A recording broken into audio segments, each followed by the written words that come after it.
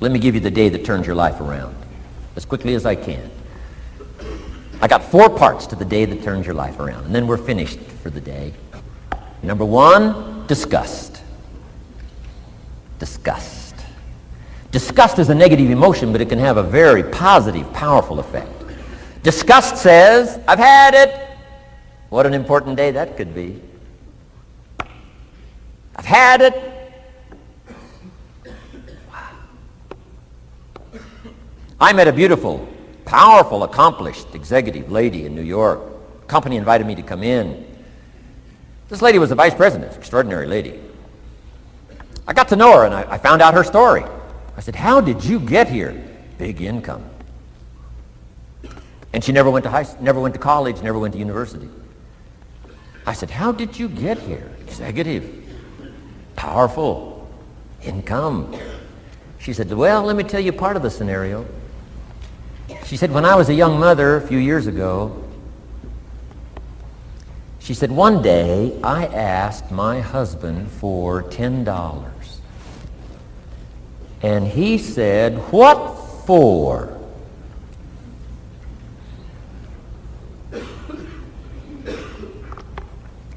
She said, before that day was over, I decided I would never, ever ask again.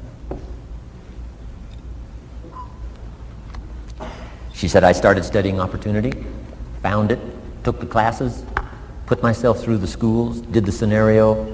Now I'm vice president. I make a lot of money. And she said, I kept my promise. I've never, ever had to ask again. It's called a life-changing day. The day you say, enough is enough. Now, if you can add an act to your disgust, it helps. A man takes a shotgun to his car, blows out every window, destroys every tire, puts 100 rounds in it, and says, I've driven this embarrassing thing for the last time. And then he saves it. He saves it. And later when somebody says, how did you become rich and powerful? He says, let me show you this car. One day I'd had it up to here, I blew it to smithereens. Enough is enough. Powerful.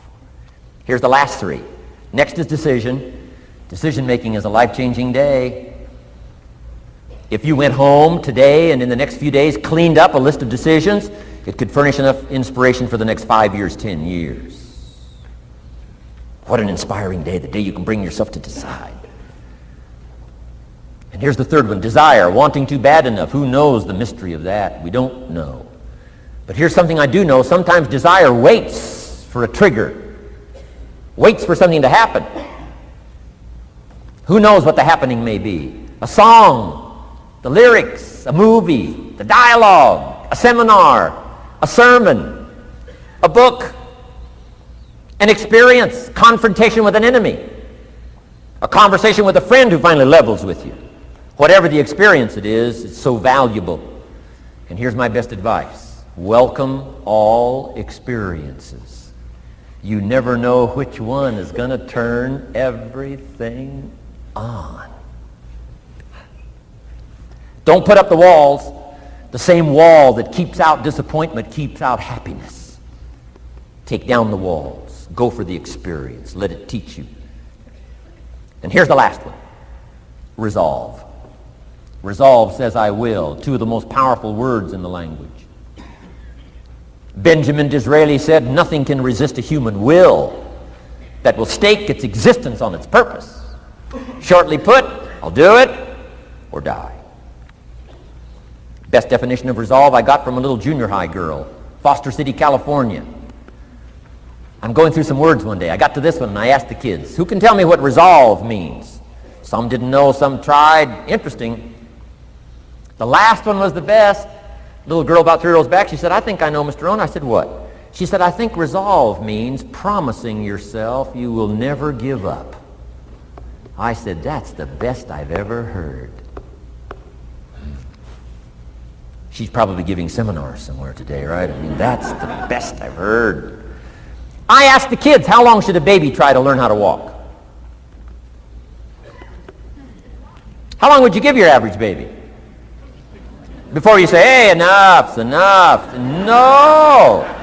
Any mother in the world would say, you're crazy. My baby is going to keep trying what?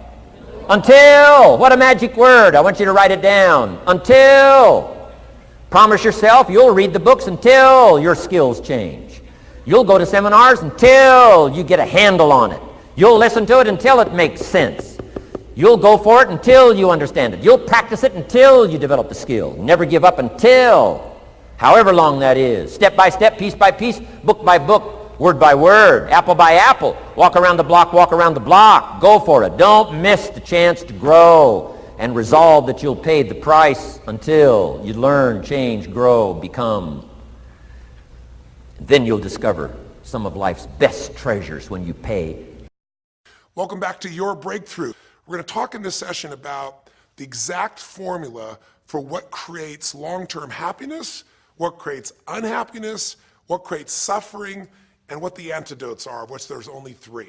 How do I know this?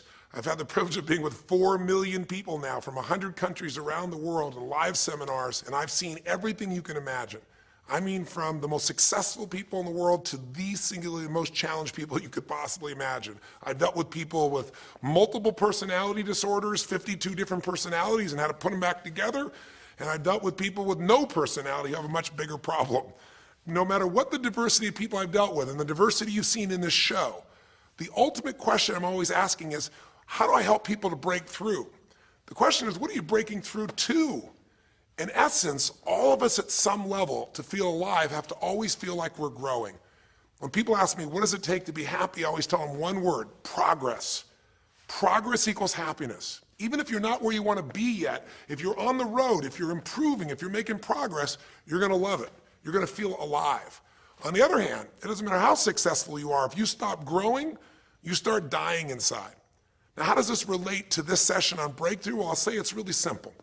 If you and I want to know what it takes to be happy, we have to understand what is our current blueprint of how our life's supposed to be. Now, what do I mean by blueprint? Well, we have a story in our head of how life's supposed to be. Some people's story is you work hard in school, you become really great, you're a nice person, you're a good person, and then you grow up and you take care of yourself and you find the ideal man and you fall in love and you have a white picket fence and you have 3 perfect children and you live happily ever after. Somebody else's story, the old story was, you work really hard in school, you excel in college, you go to work for a big corporation, and you move up through the ranks until you're the president or chairman of the company, and you become successful and respected throughout life. These are some old stories. Obviously, the stories that we hear today of what people's lives are supposed to be like are completely diverse. We no longer have these little archetypes, but one archetype still seems to remain. And that archetype is, in order for you to really feel like you're enough, many people believe they have to achieve an enormous amount.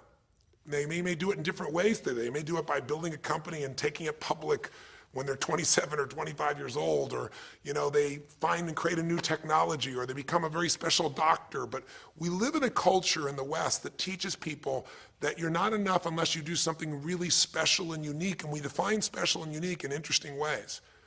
A school teacher is not special and unique. A mother who stays home with her children day and night, sculpting their minds, their bodies, their souls, and their future is not special.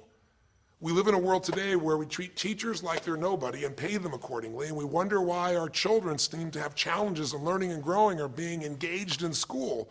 When we spend thousands of dollars on some item like a computer, but what we look at overall, we invest in for the teacher and for that person who's the personal connection with them is so small. We live in a society where many women look down and say, well, you're just a housewife, you're just a mother. See, some of the pain we have in our society is not because there's one right or one wrong approach, but because we try to make everybody fit into some particular approach to life.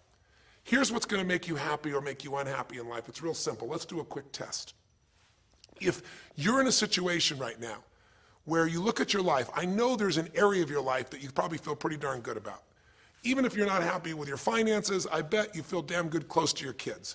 Or if you're not close to your kids, maybe you don't have any kids, maybe you feel really good about your career. If you're doing not so good in your career, maybe you got a really great body that you've trimmed down or strengthened up, or you really shaped yourself the way you want, muscularly, or in the way you look. Or if that's not happening, maybe you feel a really special connection with God, or really close to your mother or father or your family, whatever. Almost everybody has an area of their life they feel really good about if they're honest and if they're fair to themselves. What's an area of your life you really feel happy about? And I want you to think about it for a moment, truthfully. What's an area in your life today that if you wanted to be happy about it, you really could feel proud about it? You could feel like it's an area you're doing darn well in. And if you're really hard on yourself, there's still an area. What's an area? I want you to think of it right now. And I want you to think of that area, whether it's your body or your finances or your career or your intimate relationship or your relationship with your kids or your relationship with your creator, whatever it is. I want you to think about, why are you happy with that area of your life right now today? Why are you happy with that area of your life right now today? Really think about it. If you were in a seminar with me, I'd have you write this down. And if you can put me on hold here for a second, because I'd like to reveal to you what the formula is for happiness. And if I say there's a formula for happiness and here's what it is, you're going to go, yeah, sure, that's what he says. But if you put down the answer and we can see the formula is real without me telling you what it is, you get to look at your own life and say it matches. You're going to know this is right. So you could stop this right now if you want, put me on hold, and just write down what's an area of your life you're really, really happy about, you're really pleased with, or you could be if you wanted to focus on it. And why are you happy with that part of your life right now? Even if you're not happy with everything, what's the area you're happy with and why? Put me on hold right now, or if you're not going to do that, just think for a moment. Why? Specifically, be real. Why? Now, when I ask this, if you turn me back on now, if I ask this of an audience, I'll have people write this down for a few minutes, and I'll call on people, and I'll say, share with the person next to you first. What are you happy about, and why are you happy in that area? And be specific. And after they share, I'll have people stand up, I'll call on a variety of people, and I say, ma'am, tell me, what are you happy about? And she'll say, well, honestly, I'm really happy with my body. She goes, I never thought I'd say that, but I used to be so unhappy with it, and you know, I did some things, I pushed myself through, and now I exercise regularly, and you know, I'm not perfect, but I feel fit, I feel strong, I feel energetic, and that's really, I don't know, it just feels good to me.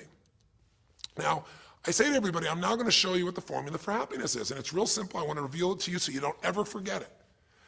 Whenever you're happy with an area of your life, it's because right now, your current life experience, I call it your LC, your life conditions, the conditions of your life conditions in that area match or are equal to your blueprint, your story, your belief about how life should be in that area. So this woman says to me, I'm really happy with my body because it's not perfect. Her blueprint is I don't need to be perfect, but it's so much better than it was. I'm fit and I'm strong and I have this energy. Her mental blueprint says I should be fit, strong, and have energy. I don't need to be perfect, but I should be that way.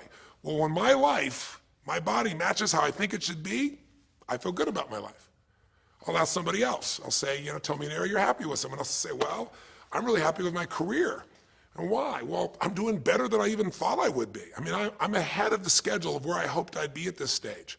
I'm working at this level in this company, and I have these skills and this ability, and it's even better than I thought. Well, once again, listen, this person's happy with this area of their life because their current life conditions in the area called their career are even better than they expected they would be, better than their blueprint, better than their belief of how it should be. If it's really better, you tend to be over the moon. One woman would say, you know, I gotta tell you, I said, I'm the happiest I've ever been in my whole life. How come? She goes, because I have this man in my life and I'm in love with him and he loves me and I can be myself with him. And we have this incredible intimacy and this passion and we want to be with each other all the time and I never get bored with him. Well, what's her blueprint? You want to be with somebody that you can have total intimacy with, somebody who you love and loves you. Those are part of her rules, her beliefs of how it should be. She said, you know, it needs to be, I never want to be with anybody else. I want to be with them every moment. Her blueprint about how life should be and the way she lives, her relationship's even better than she hoped. When it's better than you hope, you're going to be totally excited. So think about this then. What's an area you're not happy with? Let's see if we can find the formula for unhappiness. If the formula for happiness is to be able to meet your expectations or exceed them, that really makes you excited, but to be happy, you gotta at least meet it. It doesn't have to be perfect, but if you generally are meeting what you expect you want from your life in that area, you feel good. Life conditions match blueprint, feel good. So what makes you feel bad? What creates pain, stress, frustration? Real easy way to figure it out. Answer this question. What's an area of your life you're not happy with? I mean, be honest with yourself. And even if your life is great in all kinds of ways, I'm sure there's an area you'd like to improve. Anybody who's honest, if they're doing great in their career, very often they don't take care of their body so much. If they're really focused on their body, very often they find themselves in a position where they're not spending enough time with their kids. Or if they're spending time with their kids, their intimate relationship's not doing so well. Because it's the nature of human beings to focus on areas they feel comfortable with and strong in and give those time. And the areas they don't feel so strong and they go, I don't have time for it. What they're really saying is, I don't feel very competent in that area. So what's an area of your life that you are not as happy with? I mean, it's healthy, honestly, to look at areas and say, I don't like it, I want more. This whole concept of a breakthrough is about how do I close the gap between where I am right now and where I want to be. That's what we're here to do. It's like, here's where I want to be, here's where I am. It's healthy to see there's a gap. That makes me have this hunger, this drive to grow, to feel alive, to expand as a human being. So what's an area you're not pleased with? Is it your body? Is it your finances? Is it your career? Is it your spiritual life or lack thereof in terms of feeling connected in that area? Is it your kids? Right? What's the area? What's the area that's not where you want it to be? And then answer for a moment, why aren't you happy with that area of your life right now? Why specifically today are you not happy with that area of your life at this stage of your time of your life? Again, you can stop this and write it down. Might be useful for you. Or if you're going to keep it running, you can stop it and you'll turn it right back on and I'll kick into it. Do that now.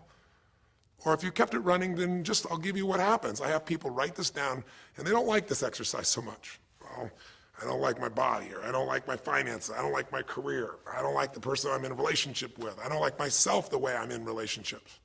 Why? And they write it all down. Have people share back and forth. I call on people, and the lesson's pretty clear. I tell people in advance, here's the formula for unhappiness. I'll show you before you do anything else. When your life conditions, the way you're living your life today, does not match, it doesn't equal your blueprint, your story of how it's supposed to be, then you're going to have disappointment, frustration, or pain. If your life is way different than the way you think it's supposed to be, you can have enormous pain. If it's a little different, you might feel stressed. Make sense? So people stand up and they say, tell me, what's the area you're not happy with? And the person says, well, I'm really not happy with my finances. And I go, why? And they say, because I'm doing worse now than I was 5 years ago. I made mistakes in the market, and at this stage of my life, I should have this much money, and I don't have it, and I don't know how to change it, and it's making me crazy. And why are they crazy? You say, well, because they don't have their economic needs met. No, you can not have your economic needs met, and you can still be okay, but when you have an idea, this is what my need is, and I did the wrong thing, my life doesn't match how I'm supposed to be, that's when people get a little crazy. See, think about it. If you grew up taking care of folding your own clothes, making your own meals, going to the store, doing the grocery shopping, cleaning the bedroom, cleaning the house, vacuuming, taking out the trash, and you did that your whole life, then if you have to do that later on, you don't feel like you have economic pain because you don't have a maid. But if you grew up in an environment where everything was done for you, you never have to work, and now suddenly you have to work incredibly hard to just pay enough money to pay your bills, and all of a sudden food is building up and the house is dirty and your clothes aren't folded and nothing matches, you might find yourself really angry and frustrated because you have a different story about how life's supposed to be than how it is. Someone else will say, well, I'll tell you why, because I'm in a situation now where, I'm 30 pounds heavier than I should be. Should be is the key word. There are people in all cultures who love being big. There are people that will walk around and someone else might think they're massively overweight, but they're going, I own this, honey, and they really, truly, they match their blueprint. Big is beautiful, because their idea is big is beautiful. I'm big, that's beautiful, matches my blueprint. Rock and roll, I'm happy as can be. Somebody else can look like a twig and be stressed out saying, I hate my body, because their blueprint says I should be the skinniest thing on earth, and I'm not skinny enough. Am I making sense? When your life conditions don't match your blueprint, you're going to have pain. But here's when you suffer. When I ask people, who here has been through the dark night of the soul? Who's been here in a situation where you feel like life isn't worth living, or we feel like a pain that just will never go away? And a lot of people write down those experiences, like Joaquin. So you'll begin to understand what the issue is I'm talking about here. Joaquin, if you recall, was in a situation where this man felt like there was no reason to live. He couldn't work. He couldn't do anything. His life was worthless. Why did he think that? Because he had a blueprint. And his blueprint said, I need to be an NBA basketball player, at least a professional basketball player. I need to be able to make money and have this great lifestyle because that's what makes me worthwhile as a human being. That's what makes my family respect me. My mother, my uncles, my aunts. I'm the successful one in the family and I make the money. I support everybody. He's a good man. He didn't come just to be successful. He took care of his mother, his family. He tried to be an inspiration for people. Joaquin Hawkins is a man who was always going out on his free time and training kids and showing them the pathway to freedom, how they could play basketball and get free like he did and get out of the inner city. So this man is not a selfish man, but he knew this is the way to be worthwhile. This is the way to be able to give to people. This is the way to take care of your family. And all of a sudden, one night, what happened? That way was taken from him. He has a stroke. And in the middle of the night, his life conditions make it impossible to be who he has to be or he feels like he's worthless. You get it? We have an identity. We have a story of how we're supposed to be. And if life somehow gets in the way of that story, we feel pain. But if we feel we have no control, that's when we go into suffering. See, it's one thing to say my life doesn't match my blueprint, I gotta lose weight. That might stress you out. Or my life doesn't match my blueprint, I'm not in a relationship, I gotta get in one. That might motivate you even. You might not like it, but you're gonna find a way to get in one. Or my career doesn't match how I should be, you could change it. But when you start believing that your life doesn't match your blueprint and you have no control to change it, you're helpless, that's when people suffer. And so this week, for your breakthrough, it's a chance for you to start to take a look at your blueprint anywhere you're really having pain. Hey, look, if you're doing great in some area of your life, celebrate it, of course, and I'm sure there are many areas you are. But life is really a series of growth spurts. I mean, two things in life make you feel alive, growing and giving. And what's really wonderful about this man, Joaquin, is he was constantly growing, trying to get better, trying to be a better teammate, a better basketball player. Think about it. When he didn't make the teams and he didn't make the NBA, he didn't give up. He worked even harder. The guy was always striving to become something. And he became it, and he achieved it, and then life took it from him. Isn't that the common denominator with so many of the people in the stories of this 6-part series that you saw, these 6 specials? I mean, Frank and Kristen had a blueprint of what life was supposed to be about. We're supposed to get married and have children, and we're going to have our own business. And all of a sudden, life doesn't match the blueprint. And suddenly, there's depression.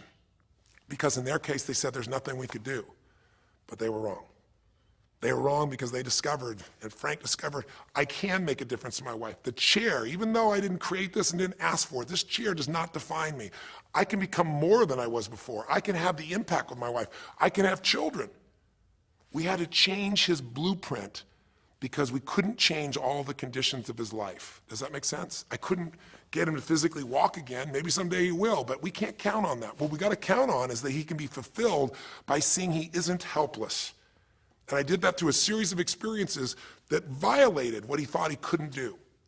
The same thing was true with almost every one of the people we worked with at some level. And in Joaquin's example, it was also true. Joaquin said, well, I can't ever have this quality of life again because I'm not a professional basketball player. And he was locked into that mindset, and all of us get locked at times. But to his credit, to a system of steps, we were able to break him out of that. We were able to get him to see that he isn't helpless. Because here's your choice. Watch this now. If you're suffering, if you're in pain, your life doesn't match how you think it should be, and you think you're helpless to change it, now you have only 3 choices. Choice 1, blame something. And that's what Joaquin did, if you recall. He blamed his coach, he blamed what happened to him, and of course, these things were outside his control. But he blamed his coach. And a big part of the healing, if you watch this session, was bringing his coach in and getting him to see, hey, you know what, all that anger, all that resentment inside of you, Joaquin, A, it's not based on the truth, and B, like Nelson Mandela said, you know, having resentment in your soul is like drinking poison and hoping that your enemy will die. It doesn't work that way. And when Joaquin was able to break out, his breakthrough was a change in perception, to realize this coach wasn't stopping me. I just felt like I lost everything, and so I don't know how to change it, so I'm looking for something to be mad about, someone to blame, so I don't have to blame myself, or I don't have to feel so helpless. Because when you're angry, you don't feel so helpless. You feel strong for the moment, even though it's a fake strength. When he was able to make that breakthrough, he could stop blaming. Because these are your three choices. When life doesn't match how you think it should be, blame something. An event, someone else, or yourself. As we talked about earlier in this series, blame games just destroy you. There's no progress when you blame. For the moment, you feel okay, but nothing changes. What are your real choices? You only have two choices in life. If life doesn't match your blueprint, you either have to change your life. That is, you got to say, you know what, my body isn't there, I'm going to go work out. My relationship isn't there, I'm going to change it.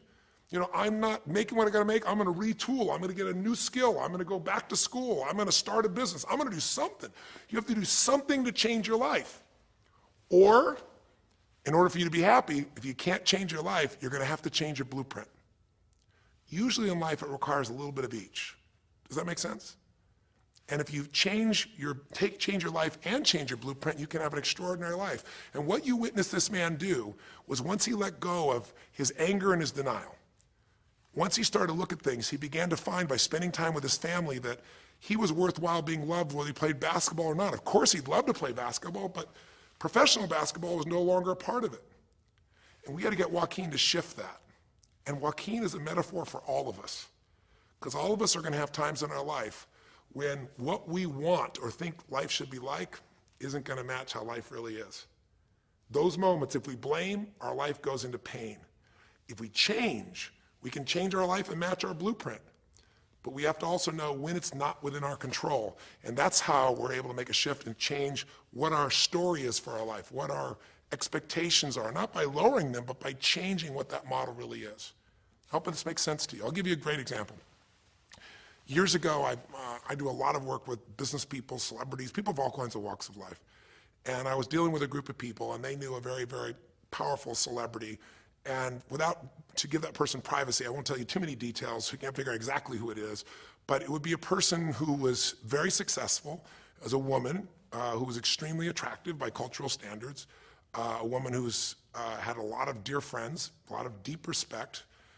So great skill, great ability, extremely talented, quite attractive, quite wealthy in financial terms, and lots of great friends. This would be, for most people's idea, the ultimate blueprint. If your life matches that description, you must have an incredible life. But ironically, this particular individual, as famous as they were, was depressed all the time. They had seemingly everything, and yet the person was depressed. How do you get depressed when you're smart and you're strong and you're beautiful and you got great friends and you're rich and you're famous? Well, it's real simple. People said, I don't know what it is. Everyone's tried to help her. She's been through counseling. She's got all these different drugs. Nothing's working. She's taking antidepressants and she's still depressed, which is not uncommon, by the way. Because if you change the way you feel physically, but you still see your life doesn't match how you think it should be at some level, and you feel like you're helpless to change it, you're going to be depressed. So I said, bring her to me. I said, I can help her. I know that sounds like hyperbole, but I absolutely can help her. Well, how do you know that, Tony? Because I already know what the problem is. I know if someone's depressed, it's because they feel helpless because their life doesn't match how they think it should be. I just don't know what her blueprint is, but we'll find out what it is, and we'll either help her change her life or we'll help her change her blueprint, or both. Long story short, and very quickly, I'll tell you the core of it. She came to me and she spent maybe the first half an hour telling me, apologizing, saying, I know I should be happier. I know it's silly for me to be depressed. I don't know why I'm so depressed. I know I should be grateful for what I have, and I am grateful. And it was all these reasons why she knows she should feel good, but still didn't. And I tried to finally explain to her, listen, I don't care about that. I care about you. The fact that you're not happy has nothing to do with what you have or don't have. The fact that you're not happy is that your life doesn't match the way you think it should be. And you have some idea of how you think it should be. And worse, if you're this depressed after all this time, you feel like you can't do anything. You have no power to change it. You feel helpless. And she looked at me in a certain way, and I said, so what is that? What did you want your life to be like? She goes, well, it sounds stupid. I said, it's not going to sound stupid to me. She said, well, I don't know. I just always, since I was a little girl, dreamed that I would be married and I would have 3 basically perfect children, and they would love me totally, and I loved my husband, he loved me, and I said, okay, so how's that working for you so far? And she said, well, I think you know, because she's a pretty famous person. She said, I'm divorced twice, I have no children, and I'm now X age. And to give you a clue, that age would be an age where having a child, your own natural child at least, barring a medical miracle, is not going to happen. So I said to her, well, why don't you just adopt? She goes, no, that's not it. And so what I had to dig under is, remember we talked in one of the earlier sessions about there's the surface problem and then there's the deeper desire or need. So I said to her, I said, well, what if you couldn't have the husband but you could have the kids? And she smiled and she said, I'd take that. I said, well, why not adopted kids? She goes, no, it has to be my own blood children. So I kept digging to find out what was behind her blueprint. Because your blueprint is just a projection of what you think you need to be happy. But as human beings, we're notoriously ineffective at knowing it's going to make us happy. So much that we think we're going to make us happy, we get there and we go, is this all there is? So many things that we think are going to make us miserable and we can never deal with, we go through it and we can handle it. We're not good at projecting these things. All kinds of studies will show this. So I said to her, well, what are you hoping to get from these 3 children? Why do they have to be your blood children? And she finally said, well, if they're my blood children, I know they'll always love me. They'll never leave me. What was she looking for? Unconditional love. She had this big blueprint that said, White House, picket fence, 3 children, perfect husband, all these different things. But what was behind that was a need to feel like she could have love that would be certain and wouldn't go away. So I can help her meet that need. So I said to her, I said, well, maybe one reason you don't have a husband is because every time you look at one, you're trying to figure out if he's going to get you those 3 kids in time and how that's going to happen. And maybe he feels a little stressed when you're looking at him this way because he can feel what's going on behind your bed, even if he doesn't know what the words are. And she started to laugh. She goes, I guess I've probably been that way a good portion of my life. And she goes, people wonder, why I'm so uptight. I said, you're uptight because you felt like you're running out of time trying to meet some picture. But I said, all you really want is love. I said, don't you have a lot of love in your life? Tell me about your friends. And gradually, I got her to start seeing this love that she was trying to get was already here. It didn't match the picture. Maybe we could paint a new picture of what life could really be like and make sure that picture met her deepest needs. That's basically what we did with Joaquin. Joaquin wanted to be a professional basketball player because he loved basketball, yes, but also because he wanted to be that man who was a leader. He wanted to be the man who was the good man. He wanted to be the one who brought energy to people. He wanted to be the man people would look up to. He wanted to be the man who could take care of his family in style, all of his family, not just his daughters and his wife, but other people as well. Underneath it all, he wanted to know that he mattered. And through the process that you saw on this show, he began to find out that he didn't need to be angry at the world, that yes, his blueprint was taken from him, but his soul and his ability to be a special human being that could touch other people was not taken from him.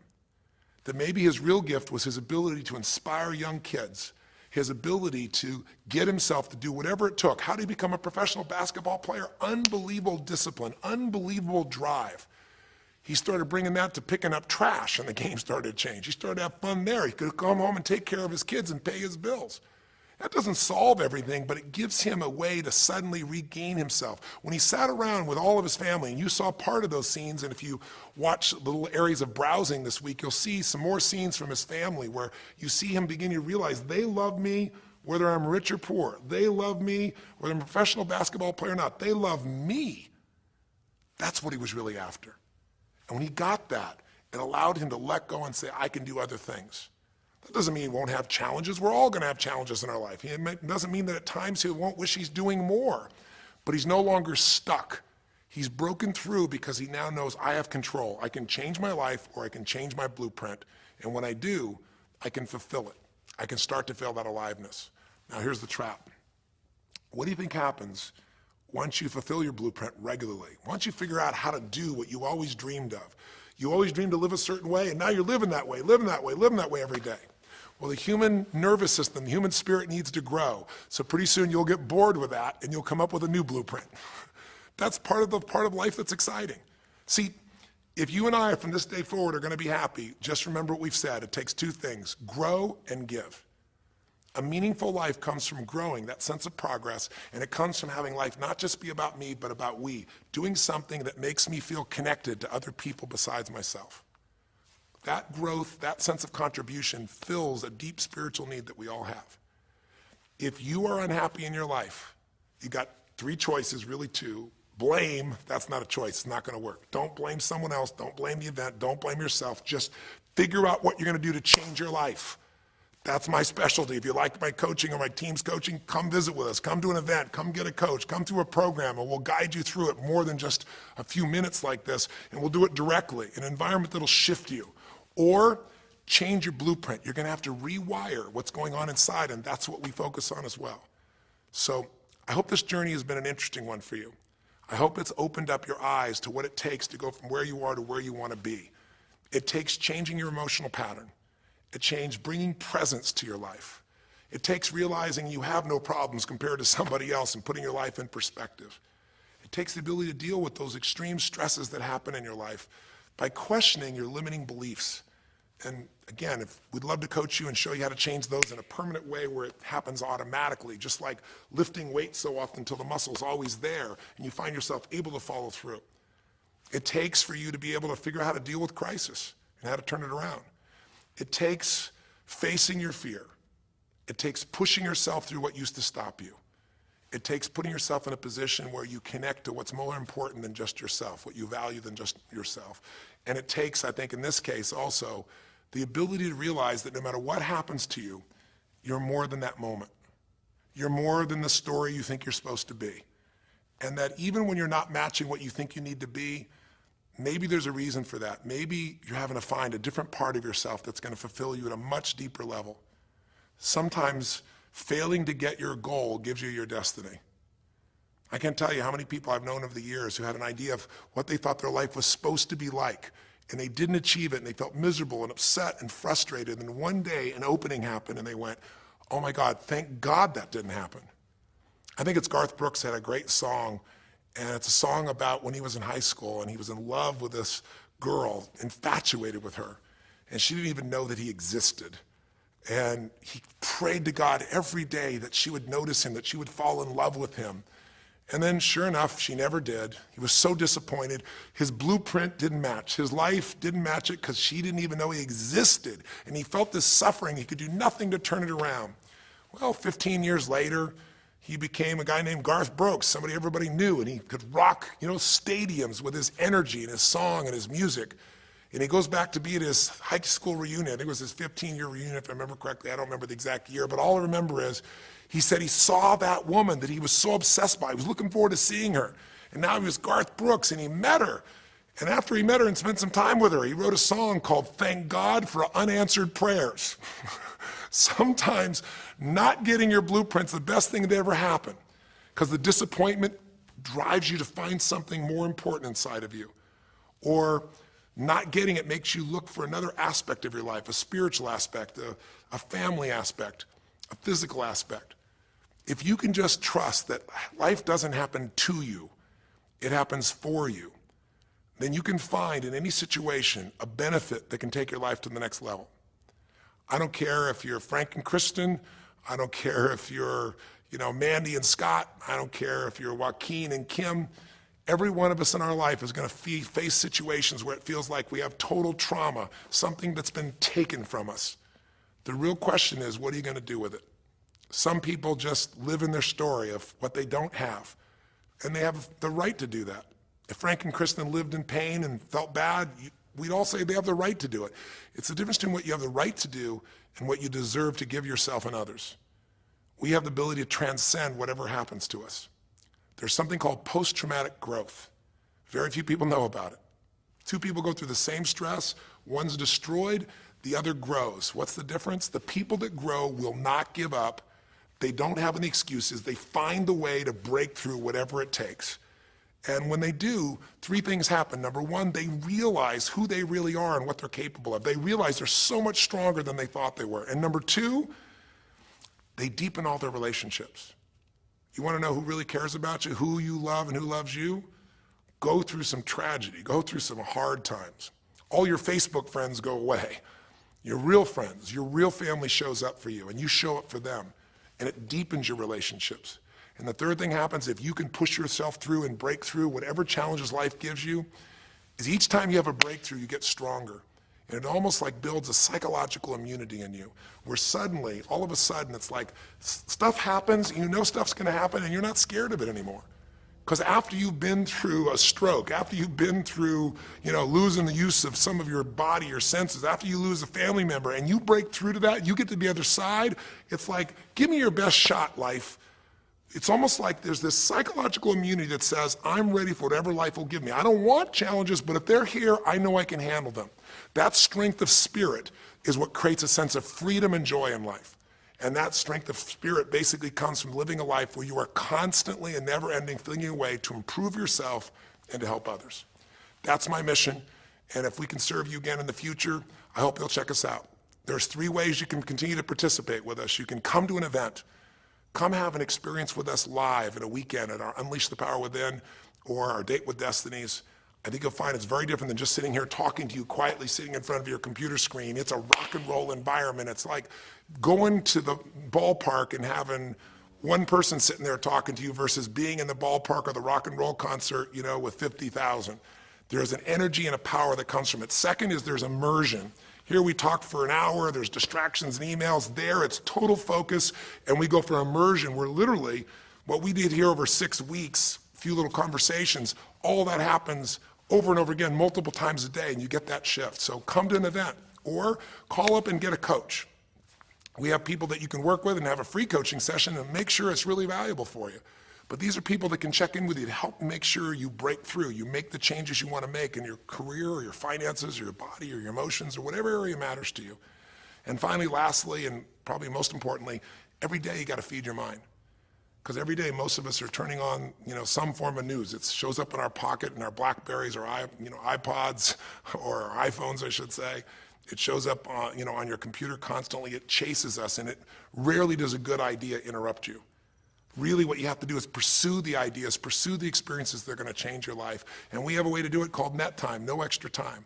A way where you can keep feeding your mind the stuff that really matters with some products or services. So if you're interested in any of those things, be sure to click on your interest of an event or interest in having a free coaching session, or maybe try one of our audio programs, because the other challenge here is with video, you got to sit here potentially and watch me, but with audio, you can do it while you're working out, you can do it while you're cleaning the house, you can do it while you're driving in the car, while you're getting to work. We'd love to continue serving you in any way we can. I know I've gone long in this session, but I really want you to think about, how can I give my life the way I want it to be? The way I do it is I figure out what my blueprint is and I update it for what life is. I change my life, match my blueprint, and suddenly my life feels full and alive. Thank you for the time that we spent together here. I've really enjoyed our time, and I hope that this breakthrough series reminds you to never settle for less than you can be. Never settle for less than you can give or you can share.